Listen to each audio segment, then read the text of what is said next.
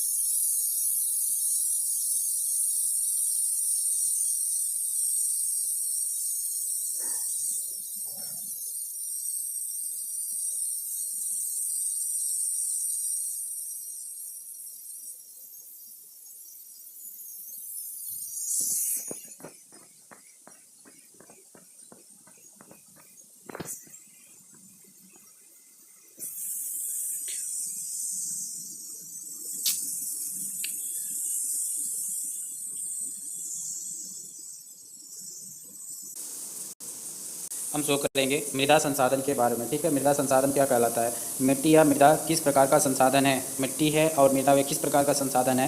तो मिट्टी और मृदा यह नवीकरणीय योग्य प्राकृतिक संसाधन है। कैसी संसाधन है? तो नवीकरणीय योग्य प्राकृतिक संसाधन है। मृदा किस तंत्र के अंतर्गत आती है? तो मृदा जीवंत तंत्र के अंतर्गत आती है। मृदा कैसी तंत्र के अंतर्गत आती है? तो जीवंत तंत्र के अंतर्गत आती है। मृदा को जीवित माना जाता है, सजीव माना जाता है। कुछ सेंटीमीटर मृदा बनने में कितने वर्ष का समय लगता है? तो कुछ सेंटीमीटर मृदा बनने में लाखों वर्ष का समय लग जाता है। मृदा निर्माण में कौन कौन से मुख्य कारक हैं? मृदा को निर्माण करने के लिए कौन कौन से मुख्य कारक हैं? तो उच्चावच है, यानी ऊंचाई जो है उच्चावच आता है, जन कौशल आता है और संस्तरशील है, जलवायु वनस्पति है और अन्य जैव पदार्थ भी हैं और साथ साथ में समय भी है। ये मृदा निर्माण के लिए सहायक कारक हैं। यानी कौन कौन से कारक हैं? उच्चावच है, जन कौशल है, संस्तरशील है, जलवायु वनस्पति है, जैव पदार्थ हैं और समय है। मृदा निर्माण की प्रक्रिया में सहयोग या योगदान देने वाले प्राकृतिक तत्व कौन कौन से हैं?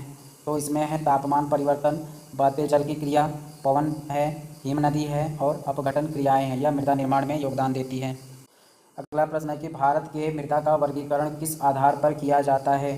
भारत के मृदा का वर्गीकरण मृदाओं को निर्धारित करने वाले तत्वों के आधार पे, मृदा के रंग के आधार पे, मृदा की गहराई के आधार पे या मृदा के गठन के आधार पे, मृदा की आयु के आधार पे और रासायनिक भौतिक गुण के आधार पे, रासायनिक व भौतिक गुण के आधार पे मृदा का वर्गीकरण किया जाता है। मृदा का वर्गीकरण किस किस आधार पर किया जाता है? तो इनके निर्धारित करने वाले तत्व हैं, मृदा के रंग हैं, मृदा की गहराई या मृदा का गठन है, उसकी आयु है, रासायनिक व भौतिक गुण है।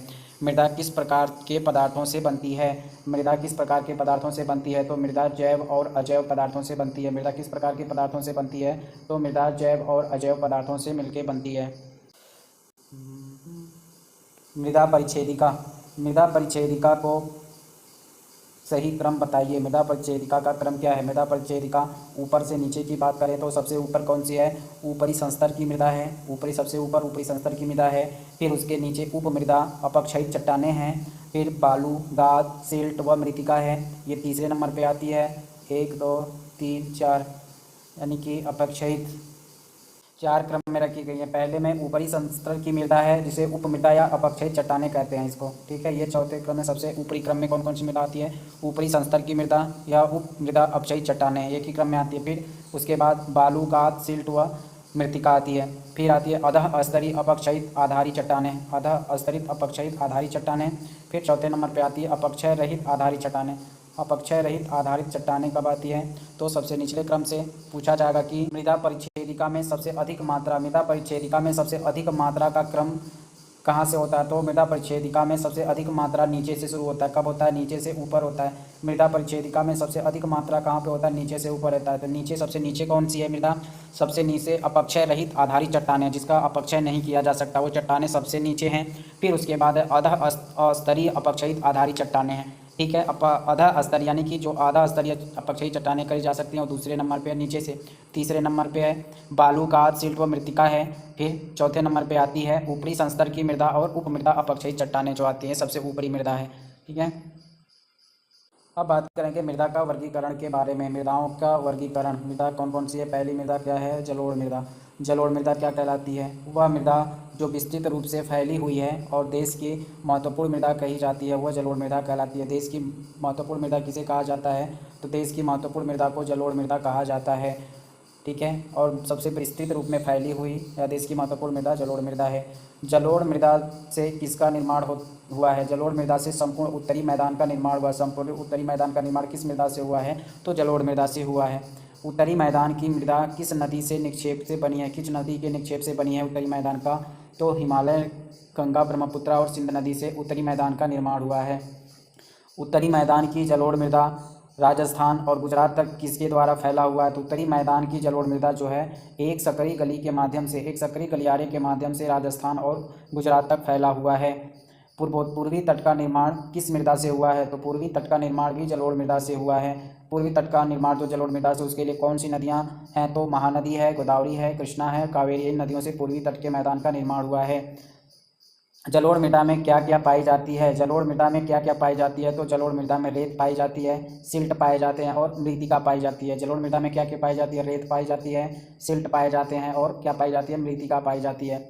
जब हम नदी के मुहाने से घाटी में ऊपर की ओर जाते हैं तो मृदा के कण में क्या परिवर्तन देखने को मिलता है। जब हम नदी के मुहाने से, जब हम नदी के मुहाने से ऊपर की तरफ जाते हैं तो कण जो होते हैं उनमें क्या परिवर्तन देखने को मिलता है, तो उस कण में क्या होता है कि मृदा के कणों का आकार क्या होता है, बढ़ते चले जाता है। मृदा का आकार क्या होता है, बढ़ते चले जाता है। मोटे कण वाली मृदाएं कहाँ पाई जाती है, मोटे कण वाली मृदाएं कहाँ पाई जाती हैं, तो मोटे कण वाली मृदाएं नदी घाटी के ऊपरी भाग में और ढाल भंग के समीप पाई जाती हैं। कहाँ पाई जाती है मोटे कण वाली मृदा, तो नदी घाटी के ऊपरी भाग में पाई जाती हैं और ढाल भंग के समीप पाई जाती हैं।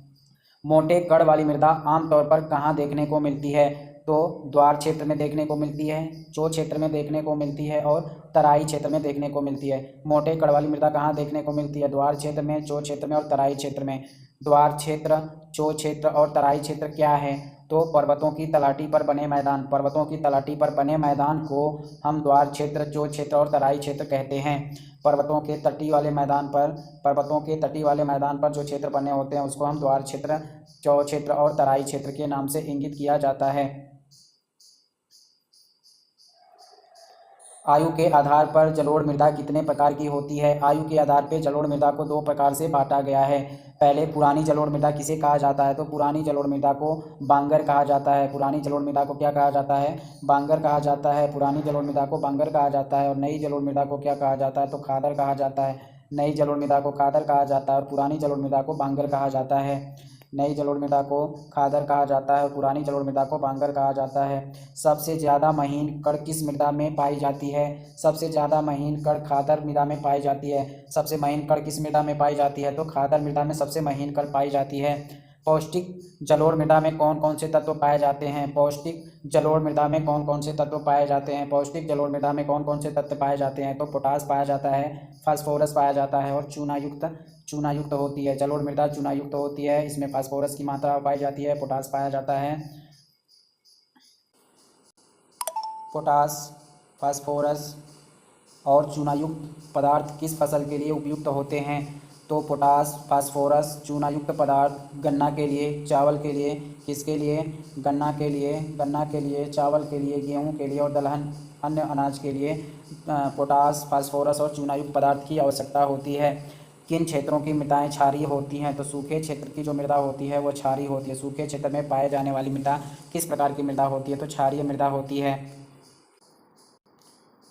काली मृदा, काली मृदा का विभाग किस नाम से जानते हैं, काली मृदा को किस नाम से जानते हैं, तो काली मृदा को रेगुर मृदा, कपास मृदा और काली कपास मृदा के नाम से जानते हैं।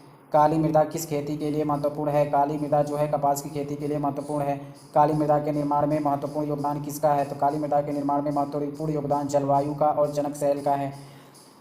काली मृदा का निर्माण किससे हुआ है, तो काली मृदा का निर्माण लावा जनक शैल से हुआ है। काली मृदा का निर्माण किससे हुआ है, तो लावा जनक शैल से हुआ है। काली मृदा कहाँ कहाँ पाई जाती है, काली मृदा दक्कन के पठारी क्षेत्र में जो जिसका निर्माण दक्कन के पठार क्षेत्र का निर्माण किससे हुआ? बेसाल्ट से हुआ है। क्षेत्र के उत्तरी पश्चिमी भाग में दक्कन पठार के उत्तर पश्चिम भाग में काली मृदा पाई जाती है। महाराष्ट्र में पाई जाती है, सौराष्ट्र में पाई जाती है, मालवा मध्य प्रदेश छत्तीसगढ़ के पठारी भाग में पाई जाती है। दक्षिण पूर्वी दिशा में गोदावरी और कृष्णा नदी की घाटियों तक फैली है। काली मृदा जो है वह दक्षिण पूर्व दिशा में गोदावरी और कृष्णा नदी के घाटियों तक फैली हुई है। काली मृदा किस प्रकार के कण से बनी है? काली मृदा किस प्रकार के कण से बनी हुई है? काली मृदा बहुत महीन कण अर्थात मृत्तिका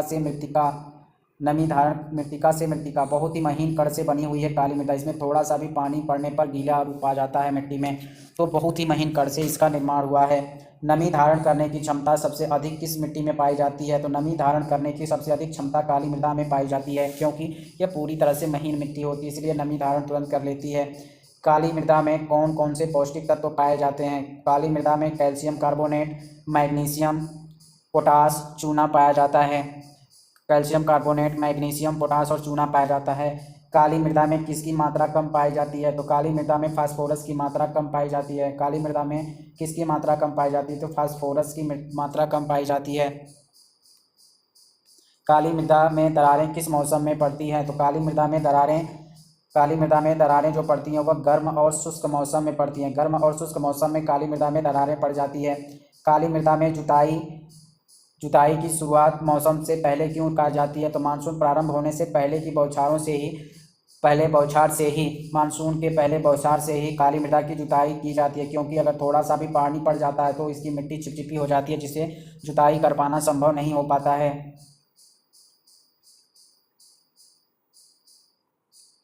अब बात करेंगे लाल और पीली मृदा के बारे में। लाल और पीली मृदा कहाँ कहाँ विकसित है? लाल और पीली मृदा कहाँ कहाँ विकसित है? तो दक्कन पठार के पूर्वी व दक्षिणी हिस्से में पूर्वी और दक्षिण हिस्से में लाल और पीली मृदा पाई जाती है। इसमें रवेदार आग्नेय चट्टान पर कम वर्षा वाले क्षेत्र में पाई जाती है। या कहाँ पाई जाती है? रवेदार आग्नेय चट्टान पर, और जहाँ पर कम वर्षा होती है वहाँ पे लाल पीली मृदा पाई जाती है। दक्कन पठार के पूर्वी व दक्षिणी हिस्से में पाई जाती है। स्थित रवेदार आग्नेय चट्टान पर पाई जाती है। कम वर्षा वाले क्षेत्र में पाई जाती है। मृदाओं का लाल रंग किसके कारण होता है? मृदाओं का लाल रंग किसके कारण देखने को मिलता है? तो रवेदार आग्नेय और रूपांतरित चट्टानों में लौह धातु के प्रसार के कारण इसकी मृदा क्या होती है? लाल रंग की दिखाई देती है। और यह लाल रंग की मृदा कहाँ पे? रवेदार आग्नेय और रूपांतरित चट्टाने में। मृदा का पीला रंग किसके कारण होता है? तो मृदा का पीला रंग रवेदार आग्नेय और रूपांतरित चट्टान में जल योजन के कारण। अगर लवेदार और आग्नेय चट्टान जो है, रूपांतरित चट्टान जो है, अगर इसमें जल की मात्रा मिल जाती है तो मृदा का रंग पीला हो जाता है, और इसमें लौह धातु का प्रसार होने से इसका रंग लाल हो जाता है। लाल और पीली मृदा कहाँ कहाँ पाई जाती है? तो लाल और पीली मृदा उड़ीसा, छत्तीसगढ़, मध्य गंगा के दक्षिणी छोर पे और पश्चिमी घाट में पहाड़ी पर पाई जाती है। लाल और पीली मृदा पश्चिमी घाट में पहाड़ी पर पाई जाती है। ठीक है। लेटेराइट मृदा कहाँ पाई जाती है? लेटेराइट शब्द किससे लिया गया है? तो लेटेराइट शब्द ग्रीक भाषा के लेटर शब्द से लिया गया है। किससे लिया गया? ग्रीक भाषा के लेटर शब्द से लिया गया है। लेटर का अर्थ क्या होता है? लेटर का अर्थ होता है ईंट। लेटर का अर्थ क्या होता है? ईंट होता है। लेटेराइट मृदा का निर्माण किसके कारण होता है? तो लेटेराइट मृदा का निर्माण जो होता है वह उष्ण तथा उपोष्ण कटिबंध की जलवायु के क्षेत्र में होता है। कहाँ पे होता है? उष्ण तथा उपोष्ण कटिबंधीय जलवायु क्षेत्र में आर्द्र तथा शुष्क ऋतुओं में एक के बाद एक के आने के कारण इसका लेटेराइट मृदा का निर्माण होता है। कब होता है? तो जब उष्ण तथा उपोष्ण कटिबंध जलवायु आर्द्र तथा शुष्क ऋतुओं के एक के बाद एक आने से। किस क्षेत्र में? उष्ण तथा उपोष्ण कटिबंधीय जो जलवायु है वहाँ पे जो मृदा पाई जाती है वो लेटेराइट मृदा पाई जाती है, और यहाँ पे आर्द्र तथा शुष्क ऋतुओं में एक के बाद एक के आने के कारण यह होती है। लेटेराइट किस प्रकार की मृदा है? तो लेटेराइट अधिकतर गहरी एवं अम्लीय वर्षा होती है। ठीक है। लेटेराइट मृदा कैसी मृदा है? तो लेटेराइट मृदा एकदम गहरी मृदा है और यहाँ पे अम्लीय वर्षा होती है। इसका पीएच मान जो होता है वह 6 से अधिक होता है। इसका पीएच मान 6 से अधिक होता है। लेटेराइट मृदा का पीएच मान कितना है? तो लेटेराइट मृदा का पीएच मान 6 से अधिक होता है। लेटेराइट मृदा अम्लीय पोषक तत्व की कमी अधिक क्यों गहरी होती है? तो भारी वर्षा के कारण निक्षालन या लीचिंग के प्रक्रिया से। भारी वर्षा के कारण निक्षालन या लीचिंग की प्रक्रिया से। निक्षालन की प्रक्रिया क्या कहलाती है, लीचिंग की प्रक्रिया क्या कहलाती है? तो निक्षालन की प्रक्रिया वह प्रक्रिया होती है जो अत्यधिक वर्षा होने से मिट्टी के सारे तत्व नीचे चले जाते हैं और अम्ल की मात्रा बढ़ जाती है। जो क्षारीय तत्व होते हैं जो क्या होते हैं वो नीचे चले जाते हैं और अम्ल की मात्रा इसमें बढ़ जाती है। इसे निक्षालीय या लीचिंग मिट्टी कहते हैं। लेटेराइट मृदा कहाँ कहाँ पाई जाती है? तो अधिकतर दक्षिणी राज्यों में। लेटेराइट मृदा अधिकतर दक्षिणी राज्यों में पाई जाती है। महाराष्ट्र के पश्चिमी घाट क्षेत्र में पाई जाती है, उड़ीसा में पाई जाती है, पश्चिम बंगाल के कुछ भागों में पाई जाती है और उत्तर पूर्वी प्रदेशों में पाई जाती है। लेटेराइट मृदा में कहाँ पर ह्यूमस पर्याप्त रूप में पाया जाता है? तो लेटेराइट मृदा में पर्याप्त रूप से ह्यूमस जहाँ इस मिट्टी में वर्षा पर्णपाती और सदाबहार वन मिलते हैं। जहाँ पर पर्णपाती और सदाबहार वन मिलते हैं वहाँ पे लेटेराइट मृदा में ह्यूमस पाया जाता है। ह्यूमस की मात्रा कहाँ कम पाई जाती है? तो ह्यूमस की मात्रा विरल वनस्पति क्षेत्र में पाई जाती है। जहाँ पे वनस्पति विरल होते हैं वहाँ पे पाई जाती है और अर्धशुष्क पर्यावरण में ह्यूमस की मात्रा कम पाई जाती है। लेटेराइट मृदा में अपरदन एवं भूमि निम्नीकरण की संभावना किसके आधार पर की जाती है? तो लेटेराइट मृदा में भूमि निम्नीकरण की संभावना स्थल रूप उनकी स्थिति के अनुसार की जाती है। स्थल रूप और उनकी स्थिति के अनुसार की जाती है। मृदा संरक्षण तकनीकी अपनाकर किस राज्यों में लेटेराइट मृदा पर चाय और कॉफी उगाई जाती है? मृदा संरक्षण की तकनीकी को अपनाकर किस राज्यों के लेटेराइट मृदा पर चाय और कॉफ़ी उगाई जाती है? तो कर्नाटक, केरल और तमिलनाडु में लेटेराइट मृदा पर चाय की उत्पादन की जा रही है। किस राज्य की लाल लेटेराइट मृदा काजू की फसल के लिए उपयुक्त है? तमिलनाडु, आंध्र प्रदेश, केरल। यानी कि तमिलनाडु, आंध्र प्रदेश और केरल में लाल लेटेराइट मृदा जो है वह काजू की फसल के लिए उपयुक्त है। मरुस्थलीय मृदा का रंग कैसा होता है? तो मरुस्थलीय मृदा का रंग लाल एवं भूरा होता है। मरुस्थलीय मृदा आमतौर पर किस प्रकार की होती है? तो रेतीली और लवणीय होती है। मरुस्थलीय मृदा में जलवाष्पन की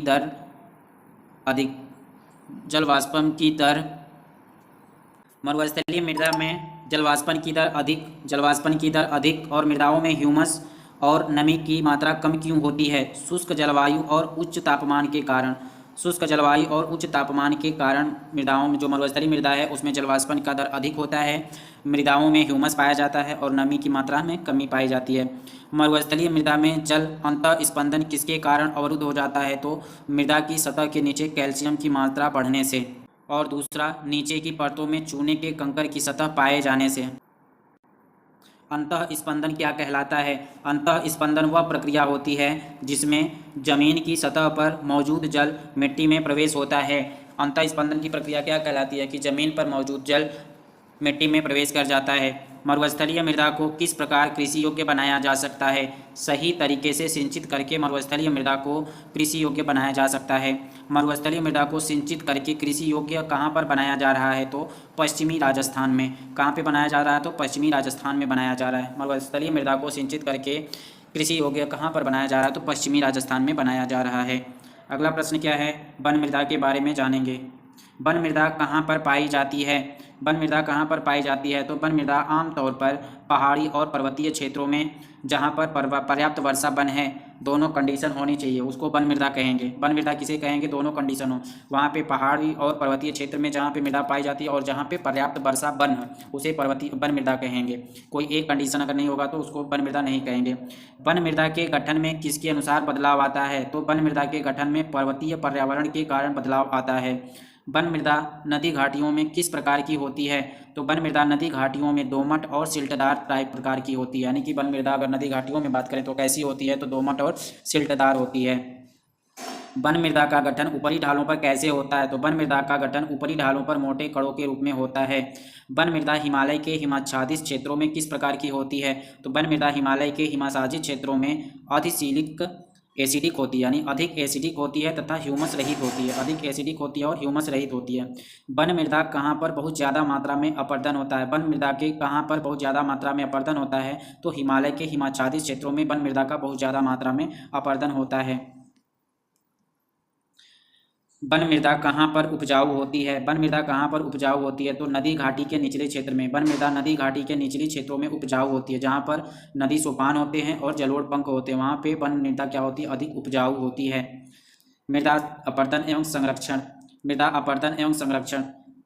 मृदा अपरदन एवं संरक्षण। मृदा अपरदन किसे कहते हैं? मृदा के कटाव और उसके बहाव की प्रक्रिया को मृदा के बनने और अपरदन होने की प्रक्रिया किस प्रकार चलती है? तो आमतौर पर एक साथ चलती है। इस प्रक्रिया में दोनों में एक साथ संतुलन रहता है। मृदा के बनने और अपरदन की प्रक्रिया का संतुलन कैसे भंग हो जाता है? तो मृदा के बनने और अपरदन के संतुलन की प्रक्रिया में भंग होने का कारण यह है कि मानवीय क्रिया द्वारा, वनोन्मूलन, अति पशुचारण और निर्माण कार्य के द्वारा, प्राकृतिक क्रिया द्वारा, पवन के द्वारा, हिमनदी के द्वारा और जल मृदा के द्वारा। मृदा अपरदन किसके द्वारा होता है? तो मानवीय क्रिया द्वारा होता है और प्राकृतिक घटनाओं के द्वारा मृदा अपरदन होता है। अवनलिकाएं किसे कहते हैं? गहरी वाहिकाओं को। गहरी वाहिकाओं को अवनलिकाएं कहते हैं। गहरी वाहिकाओं का निर्माण किसके द्वारा होता है? तो बहता हुआ जल मृतिका युक्त मृदाओं को काट कर गहरी वाहिकाएं बनाती हैं। गहरी वाहिकाएं कब बनती है? तो जब जल बहता है तो जो मृतिका युक्त मृदा है, मृतिका युक्त जो मृदा है उसको काट कर गहरी वाहिकाएं बना देता है। कौन सी भूमि जोतने योग्य नहीं होती है? तो उत्खात भूमि जो होती है वह जोतने योग्य नहीं होती है, जिसे बैड लैंड कहते हैं। बैड लैंड जो होती है वह जोतने योग्य भूमि नहीं होती है। उत्खात भूमि का निर्माण कैसे होता है? तो बहता हुआ जल मृदाओं को काटकर गहरी वाहिकाएं बना देता है, तो इससे उत्खात भूमि का निर्माण होता है। उत्खात भूमि को चंबल में किस नाम से जाना जाता है, या क्या कहा जाता है? चंबल बेसिन में क्या कहा जाता है? तो उत्खात भूमि को चंबल बेसिन में कट भूमि के नाम से जाना जाता है। चादर अपरदन किसे कहा जाता है? चादर अपरदन किसे कहा जाता है? Seed erosion. चादर अपरदन जब जल विस्तृत क्षेत्र को ढका रहता है और उस ढके हुए ढाल के साथ साथ नीचे बहता है, तो इस प्रकार इस क्षेत्र की मृदा जल के साथ घुलकर बह जाती है, तो इस मृदा को चादर अपरदन मृदा कहते हैं या चादर अपरदन कहा जाता है। चादर अपरदन किसे कहा जाता है? तो जहाँ पर जल ज़्यादा मात्रा में स्थिर रहता है और धीरे धीरे अपने साथ मृदा को बहा ले जाता है, तो उसे चादर अपरदन कहते हैं। पवन अपरदन किसे कहा जाता है? पवन द्वारा मैदान अथवा ढालू क्षेत्रों में मृदा को उड़ा ले जाने की प्रक्रिया पवन अपरदन कहलाता है। कृषि के किस गलत तरीके से मृदा अपरदन घटित होती है? तो गलत ढंग से हल चलाने से और ढालू पर ऊपर से नीचे की ओर हल चलाने से। ढालू पर ऊपर से नीचे की ओर हल चलाने से मृदा अपरदन होती है। ढाल वाली भूमि पर जल बहाव को कम करने के लिए कौन सी जुताई की जाती है? तो ढाल वाली भूमि पर जल बहाव को कम करने के लिए समुच्चय जुताई की जाती है, काउंटर प्लॉ की जाती है। समुच्चय जुताई किस प्रकार की जाती है? तो ढाल वाली भूमि पर समुच्चय रेखाओं के समानांतर की जाती है। ठीक है, ढाल वाली भूमि पर समुच्चय रेखाओं के समानांतर की जाती है। कौन सी कृषि मृदा अपरदन को नियंत्रित करती है? तो सोपान कृषि जो है वह मृदा अपरदन को नियंत्रित करती है। सोपान कहाँ बनाए जाते हैं? तो ढाल वाली भूमि पर सोपान बनाए जाते हैं। सोपान कहाँ पर बनाए जाते हैं? तो ढाल वाली भूमि पर सोपान बनाए जाते हैं। सोपान अथवा सीढ़ीदार कृषि कहाँ पर विकसित है? सोपान अथवा सीढ़ीदार कृषि पश्चिमी और मध्य हिमालय में है। पश्चिमी और मध्य हिमालय में है। सोपान और सीढ़ीदार कृषि कहाँ पे बनाई जाती है? तो पश्चिमी और मध्य हिमालय में।